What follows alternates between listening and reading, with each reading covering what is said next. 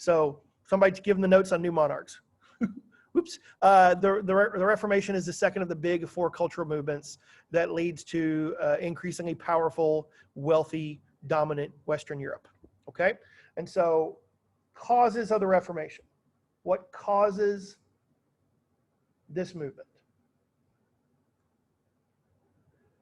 Because while Martin Luther is the famous person who begins this process, he is not the first one to challenge the church and ask these questions. All right. So one of the things we will discuss later today is, why is Luther different than previous reformers? How is he able to be successful where others had failed in their attempts to challenge the church? Okay. So can anyone give me an example? This is what you read this weekend. So if you have your notes about, feel free to look at them. That is certainly fine. What is a cause of the Protestant Reformation? Clergy abuse. What do you mean by that? The clergy and the people in charge of the church, they were not doing things that probably were supposed to, like living really like scandalous lives and selling people's way to heaven, kind of. I forgot what that's called. Simony, I think. Yeah, simony is the selling of church offices. Yes. I'll put immortality. That's the wrong word. Immorality. Whoops. Words are. Whoops. So a couple factors at play here. That's the right word. We have the Black Death, which caused the death of a high percentage of church officials. They were the ones who stuck around and took care of the sick when many others had abandoned them, doing their pastoral duties. Of course, this leads to an incredibly high death rate for priests and nuns. And so we have to replace these people. And so many of those who are replacing those who had passed away are doing so maybe not out of a desire for spiritual help. They're doing so out of a desire for, it's a good job at a time of panic. It's square meals. It's a place to live. So many people are going to join the church leadership who maybe don't have the best intentions, or even if they do have the best intentions, they don't have the time to be trained. They don't have the time to get the training that their predecessors did, because we need you now. And so what that means over the course of a couple decades to a century is that we have people who maybe are in it for the wrong reasons. And so they're in it to get rich. They're in it to get famous. They exploit the rules. There are several popes that have children, which is obviously we're not supposed to be having sex in the first place. And then we have children, and we're open about it. Like, these are my children. And that goes pretty far. There was an infamous pope in the late 1400s called Alexander VI. He's a member of the Borgia family. His life and his children's lives are so scandalous, they made a Showtime series about it called The Borgias. So if it's on pay cable, nudity, violence, etc., and if you were the Pope and that inspired, so there's some pretty shady people, to be very kind, who take this position. And the Catholic Church today looks back at this time and is very much sorrowful that they had some people who did not have the best intentions at heart taking leadership positions. The second highest position in the Catholic Church are called the cardinals, because they wear red robes. And so there's about 125 cardinals in the world. And so the Pope is always a cardinal. So it is the upper level of position in the church. And you would assume that's an older person who has, had a lifetime of service, a lifetime of thought, a lifetime of study. There is one noble in Renaissance Italy in the 1480s who buys his son a cardinalship, because cardinals also own a lot of land and then make a lot of money in rents and things like that. So it's a money-making scheme as well, if you take it the wrong way. And this cardinal was 12 years old. So clearly there's no way to justify that on basis of spiritual or experience. So, and again, that's an isolated example. That's pretty extreme, but there are people that are buying and selling church offices like Mac mentioned, and we definitely do get into some pretty shady business in that regard. There's also the issue of there's not enough priests in many cases for every small town, because a church is a living place 7 days a week, or at least it's supposed to be. But we get the situation where someone might need to be a priest for 3 villages. Now today, that would be 20 to 30 miles of travel. So it's a car ride. Back then, that was, you're going to do this town on Monday and do your mass, do your, any sort of ritual ceremonies, funerals, weddings, confession, all on one day. You take a day to travel to the next place.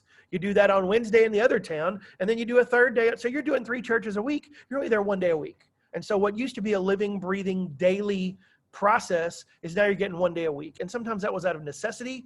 And sometimes people took those jobs because that meant you got 3 paydays. And so they'd get it. Again, it was about money and not about the spiritual needs of their community. So there's quite a bit of church tomfoolery going on in addition to things like having 3 popes at once and all that kind of stuff. So again, it is not the shining light for the church at this time. It's a rather dark time in terms of some of the decision makers of the leaders at the time. Okay, good. May I get another example, please? Anything else you think that could help cause the Reformation? Humanism. Okay, what do you mean by that, Brian? They challenged the beliefs of the church. The church had a belief that humans only needed to follow, like they didn't have any worth besides following Catholicism. And humanism disagreed with that. Okay, so we're just going to challenge authority in general. We challenge our leadership politically, spiritually, etc. Yeah, we're just going to start to ask questions maybe. Kind of like we were just talking about with the new monarchs. I think that's definitely true. We're not just going to take the Pope's word for it. Now, in terms of spiritual matters, sure. Like what we say in the Mass, that's the Pope's responsibility. If you don't know, the Mass is the worship service in the Catholic Church. But why is the Pope telling us what to do in terms of our day-to-day operations of state? And so that often trickles down through the nobles and even into average people. There's definitely some questioning there, Brian. Good. All right, may I get one more and then we'll move on. Anybody else? A cause? Selling indulgences. Okay, absolutely. So, Owen, what's going on there? People are basically buying their way out of purgatory. Okay. And a lot of people disapprove that because you were just kind of buying your way out of the sins you committed while you were here. Without any real change of heart or asking for forgiveness or any sort of journey of, reckoning with your own behavior. Yeah, absolutely. Yeah. So let's be clear on this. In Catholic theology, there is heaven and hell, of course. There is a middle ground called purgatory.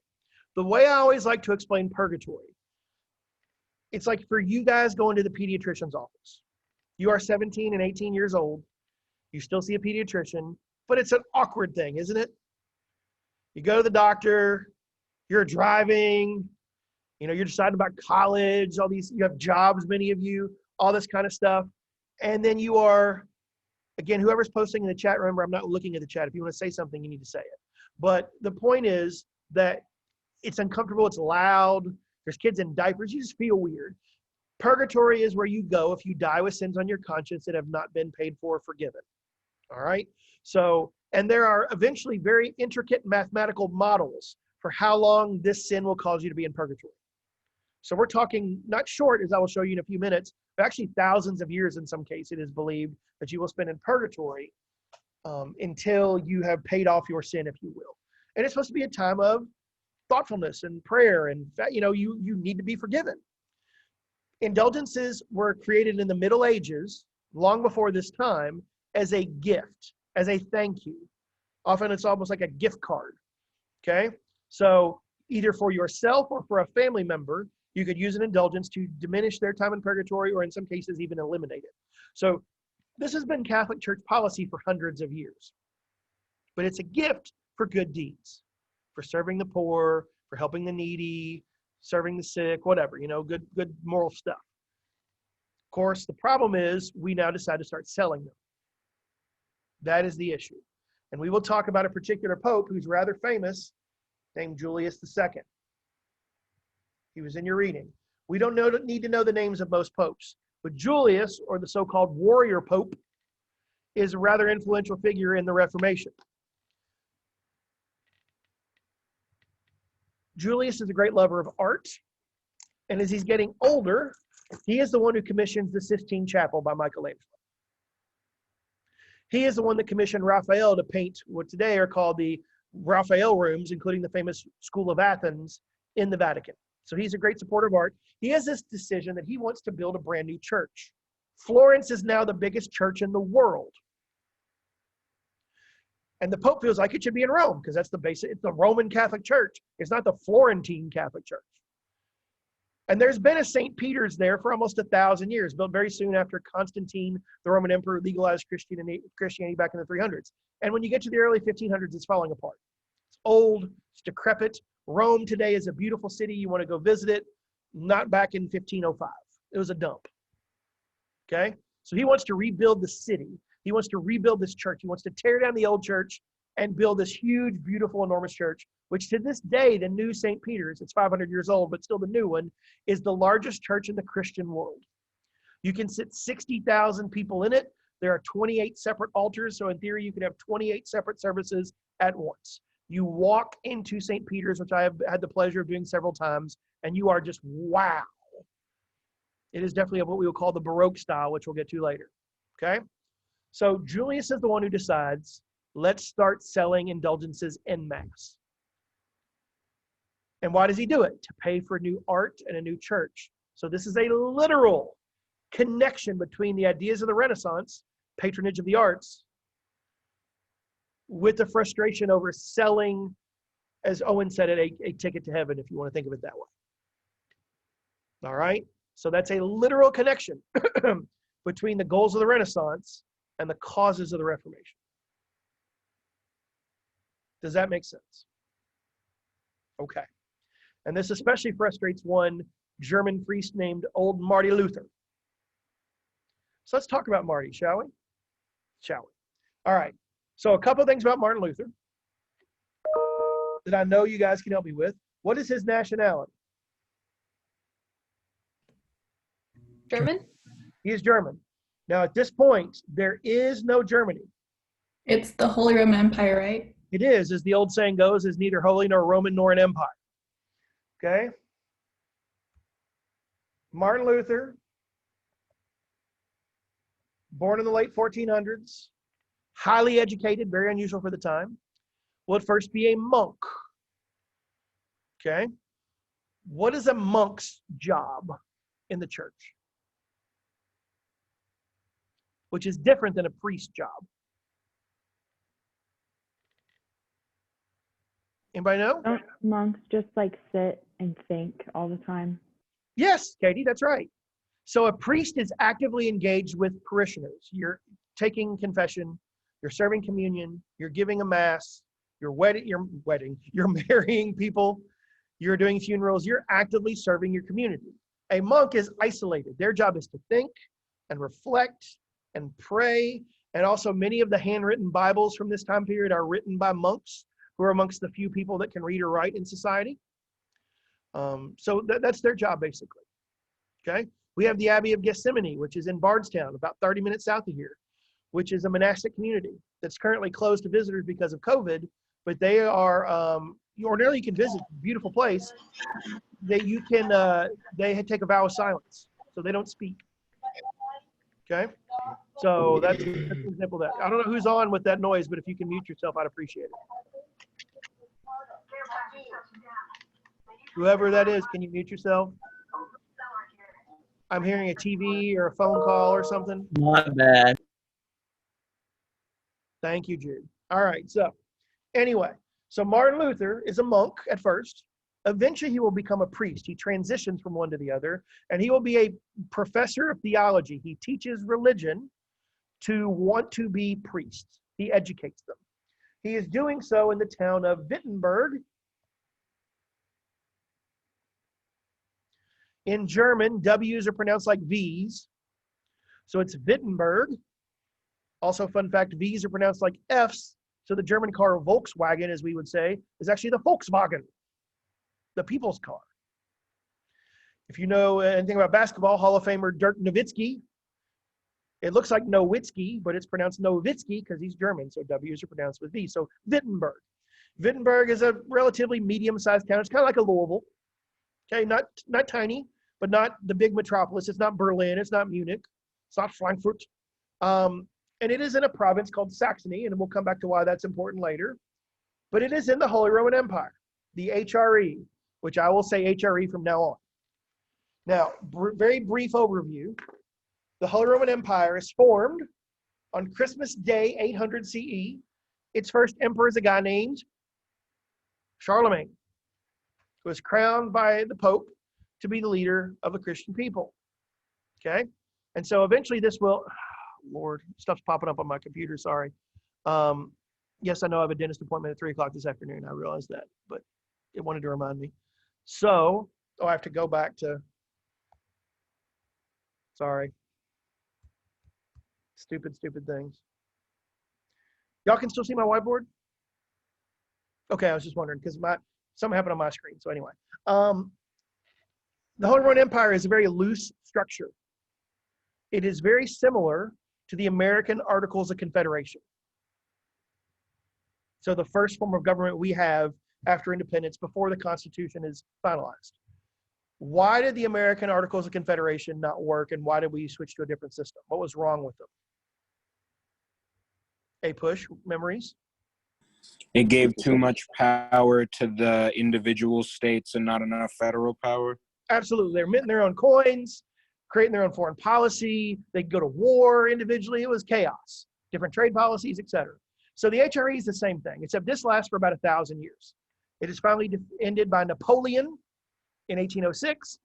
And we will talk about the Nazis, obviously, in the 20th century. Hitler made protestations if he wanted to have a 1,000-year empire. He got that number from the HRE. It lasted for 1,000 years. He wanted to have that himself as well. So the Holy Roman Empire is about 300, Jude, mute. Yeah. Mute. Thank you. It has 360 independent states, kingdoms, duchies, fiefdoms, etc. We still see some of this in modern Europe. Little states like Luxembourg and Liechtenstein are HRE microstates that never joined up with a bigger nation state. So for various reasons we don't get into.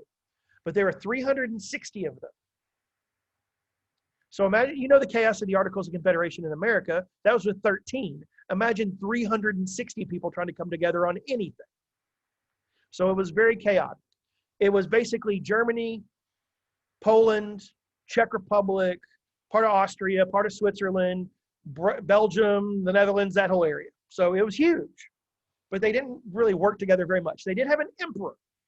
The Holy Roman Emperor was for hundreds of years a member of the Habsburg family.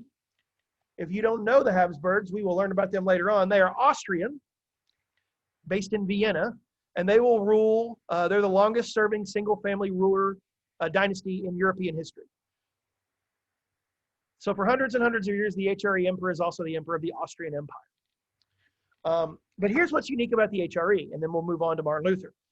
The HRE is, of those 360 states, 7 of them, the biggest, strongest, most powerful states, their leader, like their governor, if you want to think of it that way, is an elector. The HRE emperor is elected.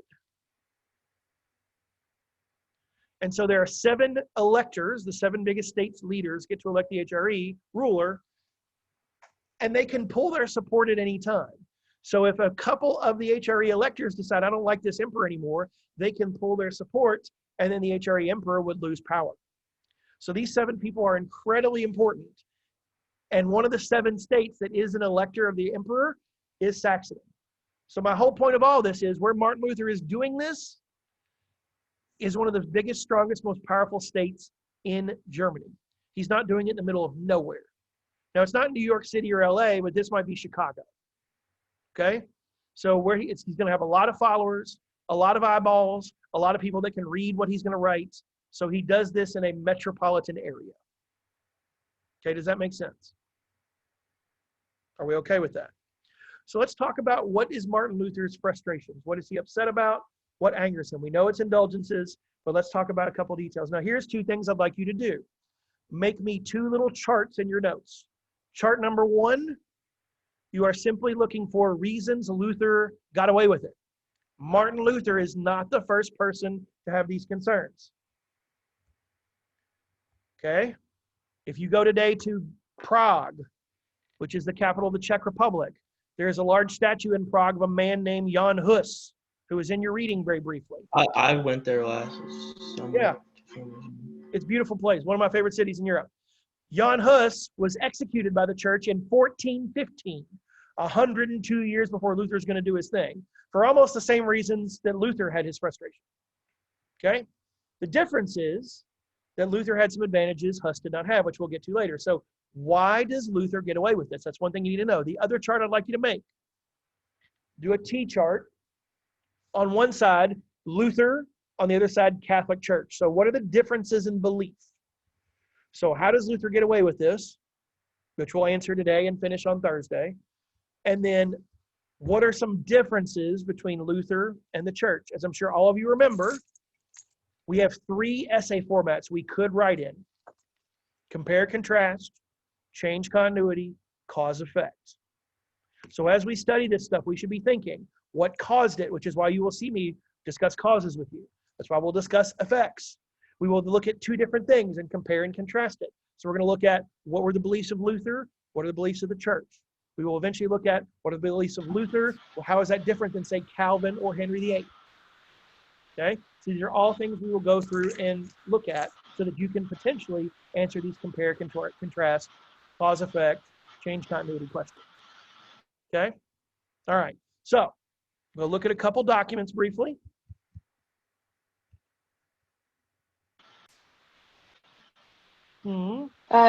You keep cutting out. What is what's the second part of the chart? Sorry. Comparison between the Catholic Church and Luther and their beliefs.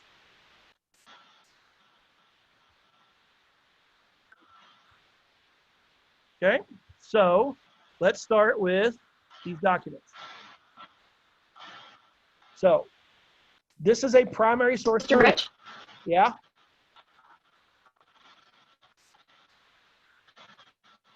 Yep. What's the second part of the chart? I said it. Luther, Catholic Church. Okay. Their beliefs. So this is Martin Luther here speaking. So this is a primary source. Now, Martin Luther is a monk and a priest.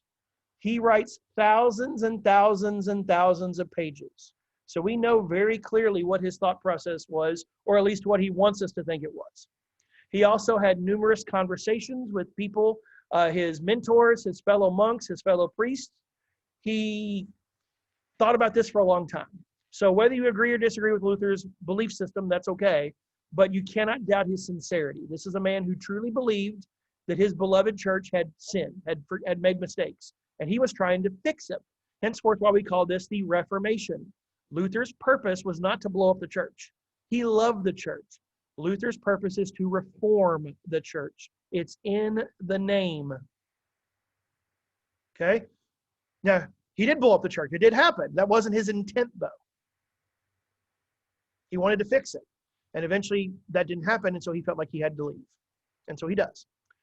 So, let's look at his motivation. There's two documents here. I'll read the first one. I will get some of you to help me eventually with some of the others, but I think these are good overview things to look at. And I did post these on the stream if you're so inclined. So my situation was, although an impeccable monk. Now, what does it mean to be impeccable? Perfect. Yeah, so Luther has a very high opinion of himself, so I like this guy. We have a lot in common. I stood before God as a sinner, troubled with conscience, and I had no confidence that my merit would assuage him. That's a great word. Do we know what it means to assuage someone? Like convince? Yeah, or satisfy. Like, I didn't know if I could make God proud of me, basically. Therefore, I did not love a just and angry God, but rather hated and murmured against him. Yet I clung to the dear Paul and had a great yearning to know what he meant. All right. Paul, as I'm sure some of you know, is one of the great writers of much of the New Testament. About 2/3 of the books of the New Testament of the Christian Bible are letters Paul wrote to early churches. So there's a church in Thessalonica in Greece, henceforth Thessalonians. There's a church in Corinth, henceforth Corinthians, etc. So he was a man named Saul, who was Jewish, who had actively persecuted Christians in the Roman Empire. And then the story is he is riding to Damascus in Syria and is struck down by a great light source and is converted to Christianity, becomes an evangelist, someone who spreads the word and the religion, and eventually, again, is the writer of much of the great the letters that make up most of the New Testament. So Luther's going to read the Bible for inspiration. He's going to finally find a passage he feels speaks to him and helps him out of this quandary. So anyway, here is that second paragraph. Night and day, I pondered until I saw the connection between the justice of God and the statement that the just shall live by his faith. Then I grasped that the justice of God is that righteousness by which through grace and sheer mercy God justifies us through faith. Now, grace is capitalized there. Does anyone know what the concept of grace is in religion? What does that mean?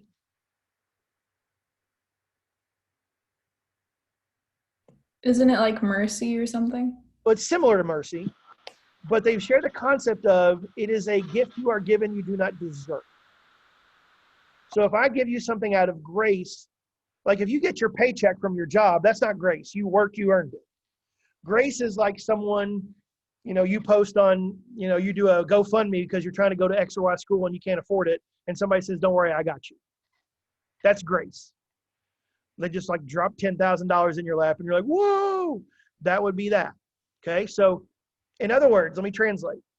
Luther feels by reading some of the words of the New Testament that his faith is what is going to give him salvation, not his works, not what he's done, not his accomplishments, not how many people he's helped or how many meals he served to the poor, but rather his faith alone gives him the gift of salvation, which for a Christian is the most important goal.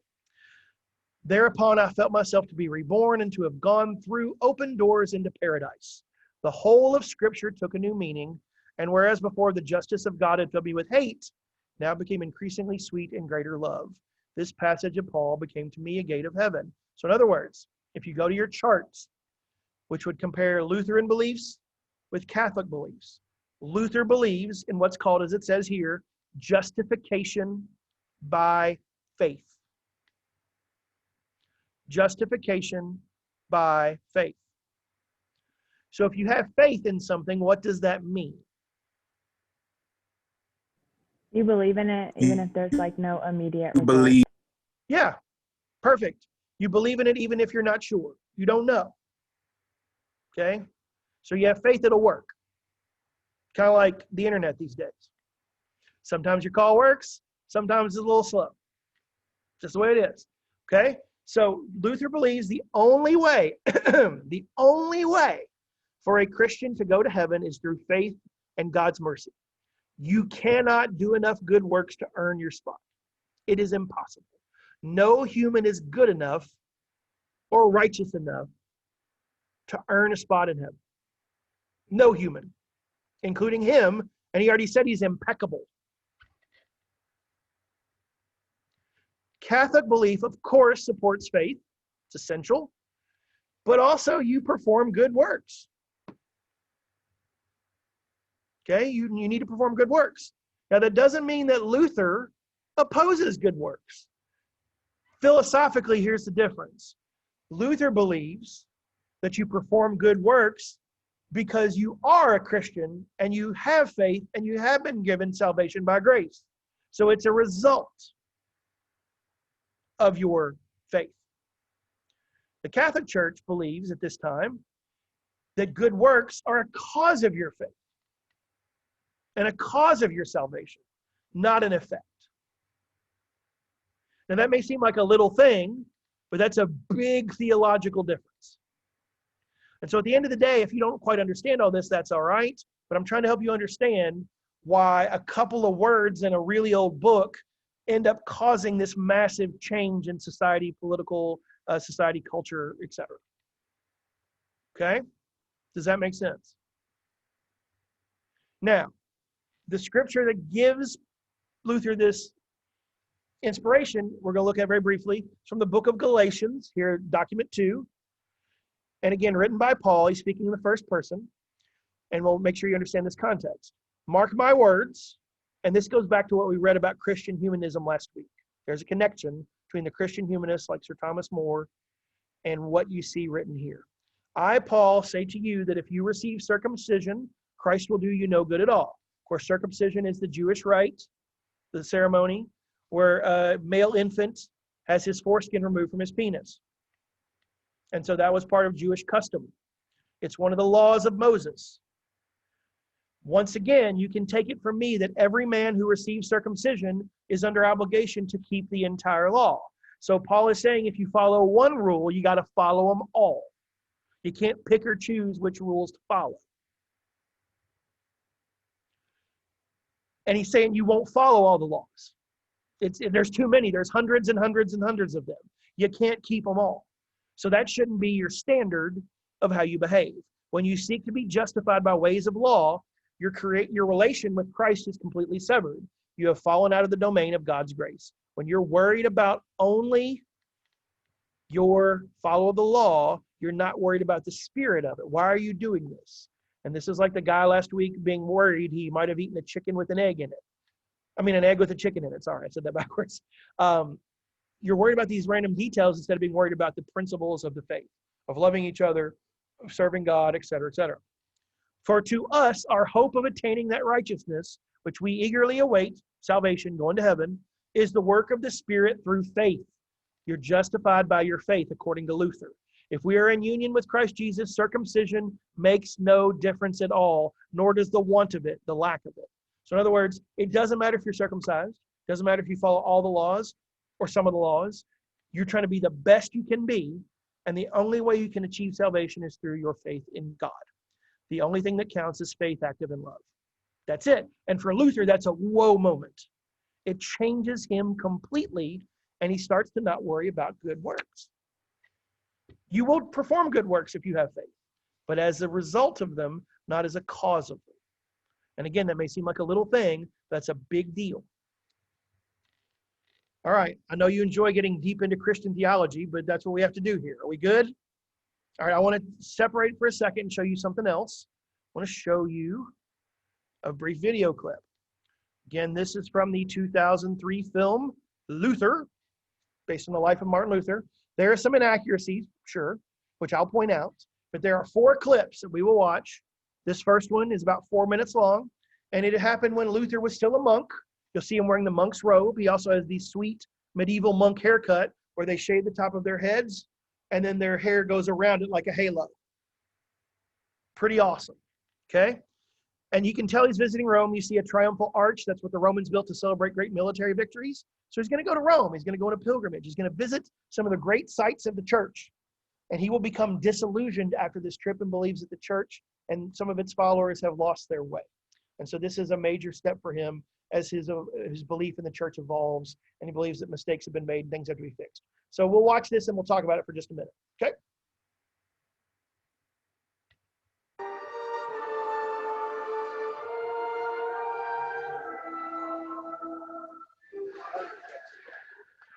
That's Martin Luther.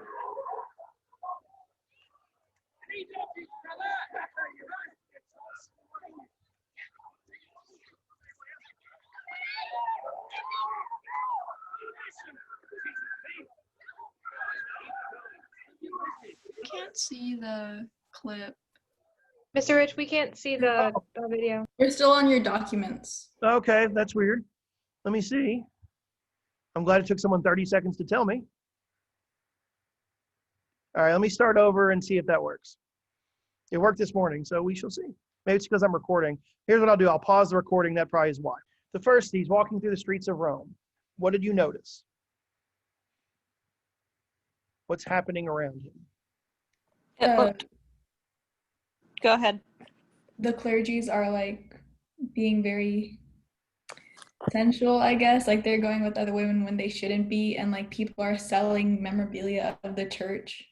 Okay, so there's a lot of buying and selling, including of sex work is the modern term we would use. There are other words from previous iterations, but yeah, the first thing y'all saw since I messed up the first 30 seconds was a priest being basically like luring a woman into some sort of sex work situation. So yes, that's definitely part of it. And that's obviously a no-no according to the rules of the church. And then the Pope comes through, and the Pope is wearing what? Gold armor. Yeah, super subtle. Now, Mr. Rich, did they just make that up for the movie? No, they did not. Julius II, as we would say in modern parlance, has quite the swag, okay? So he was known for, I mean, that was his thing. This is the guy that commissioned the Sistine Chapel. Now, here's the thing to remember about the popes back then versus today. Today, to be pope, you're a lifelong servant of the church. You've worked your way up the ladder. You're going to be older because that's the only way to get through all those different positions and all that background and understanding of the church and its beliefs. And you usually think of him as like a nice old man who is, kind to people. Pope Francis I is, very kind and works in soup kitchens and tries to help the poor and all kinds of stuff. Back in the Middle Ages, in the early modern era, the Pope is also a landowner. The Pope is also a political leader. And so the Pope is fighting battles, and the Pope is often young. So very different than modern popes in terms of both their age and their responsibilities and kind of their place in the world. And so Julius was definitely a guy who conquered more land because then he had more money and he could spend that money on art, which he certainly did. And so that's, again, Renaissance, Reformation coming together. All right. The second scene, we see Martin Luther bowing in front of a glass case that purports to have the skull of John the Baptist. Do we know what this is about? What was he doing? It looks like he was praying to it, but then one of the priests that was kind of overseeing everything got mad at him for taking too long, which was more than like 3 seconds. Yeah. This is called a relic. This is a word you should know. R-E-L-I-C. Does anyone know what a relic is? I see some nods. Can someone tell me what a relic is? Like an old artifact that holds value, like spiritually? Yes. Buddhism also has it. You can go see the thumb of the Buddha in India. But in the Catholic Church, it's an artifact. It's a great, so it could be a body part, could be, the crown of thorns.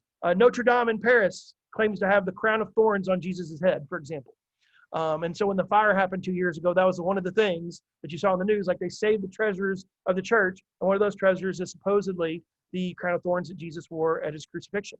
So that's a relic. And by praying to it, you are getting time off of purgatory. That was the value for you. That's part of why you did a pilgrimage, was veneration of these holy objects, worship of these holy objects would get you some time off from purgatory. Okay? And the guy was in a hurry, like, come on, let's go. Emma's right. Luther was upset by this. If this is worthwhile, this is holy, I should be able to take my time. But if you're rushing me, it's almost like you want me to hurry because everybody paid a little fee to get in the place to see it. So it seems to Luther that it was more about the money than it was about the spiritual benefit one got from doing it. I remember the second time I went to Europe years ago, we were in Munich, Germany. We're in this old church, 500 years old. And I turn around and I kind of, because there's a skeleton in a glass case right there in the aisle. And I'm kind of, we don't have relics in North America. Why not? Nothing The religious like of significance. religious importance happened here. Yeah, we're not old enough. Yeah, these are 2,000-year-old things, 1,500-year-old things. We're not that old in that way. So yeah, we just don't have that stuff. So I was like, whoa, I didn't know, and I grew up in a Protestant church, so therefore I was not familiar with this concept because as we will see, Martin Luther does not like relics. We'll get to that later. So I was I didn't know what they were. I had not studied them. I had not learned about them. I was kind of confused by it. And then the third thing, what did Martin Luther buy? Was it an indulgence? He bought an indulgence. What were they doing on the stairs? It looked like each stair they had to put their forehead on it. They were praying. So as part of the confession process in the church, you were required to do certain prayers, certain acts to showcase your sorrow, your attempt to get forgiveness. And it was over the top. Like the guy's like banging the thing, like hurry up, pay. I mean, that's a little ridiculous, but it's a movie. They're trying to make things go quickly. And so he paid the money for his uncle. He got the piece of paper, which I don't know if you could see. It was printed on the printing press, and there was a blank, like insert name here. If you're making a blank form with fill in the blank, what does that imply about how often you're using it? Your mass marketing. You're mass producing. And then they crawled the stairs, and at the top, now again, this took months, even years for Luther to get, but you saw him dramatically take the indulgence and crumple it up. That process actually took him probably about a year, but eventually he comes to the conclusion that indulgences are immoral. They are wrong. He believes they are against church policy, and he looks for them in the Bible, and he cannot find them. So, second thing on your Luther versus the church chart in terms of different beliefs, Martin Luther believes, and if you had nothing else to say, this could encapsulate his entire belief system. He believes that the only source of instruction for Christian worship and life is the Bible. The only thing that should influence a Christian's belief and behavior is the Bible. In Latin, as he called it, sola scriptura. So sola, it's like solo, but with an A. And then scriptura is scripture, but instead of an E, it's an A. Sola scriptura. The only thing that should dictate Christian behavior is it in the Bible or not? And he starts to research, because again, he's a monk. He's got all day to sit around. And he starts to read a lot and a lot and a lot. He cannot find indulgences in the Bible. He cannot find relics in the Bible. And eventually he will go as far, he cannot find evidence of the Pope's power in the Bible. Now, again, I think I mentioned this last week. According to Catholic Church belief, there is a verse in the New Testament, Matthew 16:17, thou art Peter, and upon this rock I will build my church. And that is the official metaphorical handing of power to Peter when Jesus dies and is resurrected. You're going to take charge now. But there's no description of what that power is. And so Luther starts to question a lot. So on the Luther side, you have only the Bible. On the Catholic side, you have the Bible, obviously, as an inspiration for belief. But you also have the Pope. If the Pope comments on a religious matter, it is equivalent to Scripture. It becomes part of church law. If the church assembles a council of wizened elders, Lord of the Rings style, their rules become part of church belief. So Luther starts to question some of the policies and ideas that have been made up by the church. And he believes that we have gone too far and we have made some rules that are not biblically based. That's the sum total of it. And I'll give you one or two more examples on Thursday, but that's basically it. The Bible should be it. It doesn't change. You can't add to it or take away from it. And so you can't add more rules to it. It's very similar to how people look at the Constitution, right? You have your strict literalist. If it ain't the Constitution, we can't do it. Then you have those who believe that the Constitution is a living, breathing document and it's flexible and we have to modernize, because if you brought back the Founding Fathers today, they'd be like, why are there no slaves, first of all? And then they'd be very confused about things like Wi-Fi and cars. So they couldn't understand the modern world because they lived 250 years ago. So in some ways, it's like the Constitution. The interpretation is flexible for some and not for others, if that makes any sense. So that is the fundamental difference between Martin Luther and the Catholic Church. Luther comes to believe that the only way you can justify any behavior is if it's in the Bible. If it is not, you cannot interpret the Bible, you cannot modernize it, it shouldn't be done, period, the end. And we're going to get so strong in those beliefs that we're not going to be flexible on them on either side. And so we start calling each other bad names. We start mass producing pamphlets with the printing press, calling each other bad names. Okay, there's a painting in your textbook, I don't know if you saw it, of Martin Luther talking to the devil. It's like they're homies. And out of Martin Luther's robe at the very bottom, a tail is sticking out, implying that Martin Luther himself is some sort of demon. Probably the harshest one. It's very famous. It shows up on my test sometimes. There are two woodcuts. On one side it says Christus, Christ, and it shows Jesus washing his disciples' feet on his hands and knees, very humbly. On the other side, it says Antichristus, the Antichrist, which is not good in Christian belief. And it shows the Pope on a throne wearing jewels and a big hat. And there's someone kneeling at his feet kissing his ring. So basically the Lutherans started to say, Luther is more like Christ, humble servant. Luther wasn't humble, by the way, but we'll get into that later. But very kind of doing the things Christ would have done. And here's the Pope on his throne with his money and blah, blah, blah, blah. So one of the things we will see because of this, when Martin Luther establishes his own church, he will not be in charge of it. He does not want to be the Protestant Pope.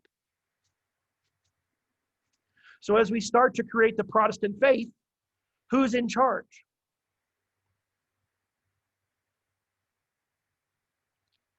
Your silence is correct. No one. So because no one is in charge, can we quickly and easily sum up Protestant belief? There are over 10,000 versions of Protestants in the United States today alone, just the United States. Baptists, Episcopalians, Presbyterians, non-denominational Christians like Northeast or Southeast Christian, Methodists. I could go on and on and on and on. I mean, there's hundreds of kinds of Baptists. So because these churches are, the basis for them is founded with the guy doing it going, I don't want to be in charge. No, no, no, no, no. That has been the nature of Protestantism ever since. And we still see it. The Church of Christ split up in two about 10 years ago. The Presbyterian Church, which was based in Louisville, broke apart about 15 years ago. We're still seeing that. It's almost like Americans are hard-headed because we were founded opposing a king, and we're still hard-headed, don't like to follow rules. Right? We seeing that these days at all? Mm-hmm. Uh-huh. That is still true in many Protestant churches. They were founded literally as opposing structure, and so many of them still kind of rebel and resist against organized structure in some ways. Now, some do.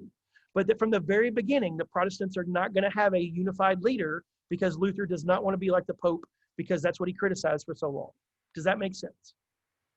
Okay, good. So that's a lot of detail, and I understand sometimes for some of us the religion is a little heavy, but again, we got to understand, why do we do this? So on Thursday, we're going to finish Luther. We're going to see what he does, because we didn't get to what he does. So obviously we know there's a list, there's some complaints, there's a door, there's some nailing of things on the door, and then it all goes kind of woo for a couple decades there. So we'll get to that on Thursday. We'll watch a few more clips. We're going to be behind schedule. I can already see that. That's okay. We will catch up when we catch up. I might add in a support session at some point in the coming weeks, but I'll let you know at least a week in advance so you can modify your time. If I feel like we need it, I will do so. All right, guys, thank you very much. Have a great day. I can't remember if any of you need something from me